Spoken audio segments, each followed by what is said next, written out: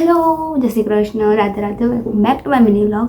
સો આજે આપણે કરી રહ્યા છીએ get ready with me for my friends garba night. Garba night માટે પહેરી રહી છું મારી પર્સનલ ચોલી. મને ખબર છે તમને જોઈ લાગે છે ભારે છે, હા ભારે છે, પણ આને હેન્ડલ કરવું એટલું જ ઇઝી છે જેટલું હું મારી બેસ્ટીના નખરા હેન્ડલ કરું છું.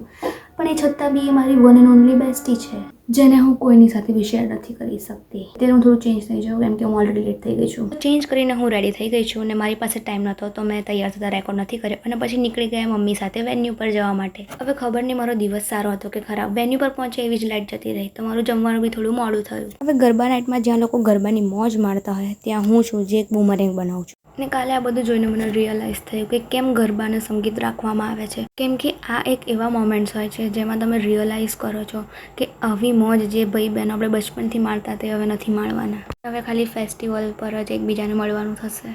ઓફ ટોપિક ક્લોઝ કરીએ, બ્લોગ પર પાછા આવીએ. હવે મારવાડી ગરબા નાઇટ હોય ને ઘૂમર ના હોય એવું તો બને જ નહીં. And here comes the cuteness queen. મારો ડાન્સ જોઈને ભલભલા ખુશ થઈ ગયા. બાકી અમારી ફ્રેન્ડનો છેલ્લો ડાન્સ એમની સિસ્ટર્સ સાથે. કયા સોંગ પર ડાન્સ કરે છે એ બી તો જોઈ લો.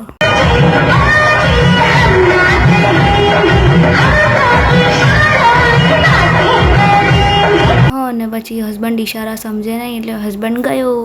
કંઈ પણ થાય પણ તમારી ફેમિલી કાં તો ફ્રેન્ડ સાથે તમે જે લાસ્ટ મોમેન્ટ એન્જોય કરો ત્યારે તમારી આંખોમાંથી આપોઆપ આંસુ આવી જ જાય. આટલો બધો ઇમોશનલ સીન જોઈને મારી મમ્મી ઇમોશનલ ના થાય એવું તો બને જ નહીં.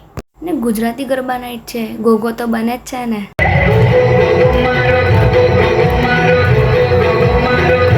બધું પતી ગયા પછી એક સ્લોમો રીલ તો બને જ છે તો એ બી બનાવી લીધી. પછી આવતા રહ્યા ઘરે. આજના માટે આટલું. જય શ્રી કૃષ્ણ, રાધે રાધે. સબસ્ક્રાઈબ.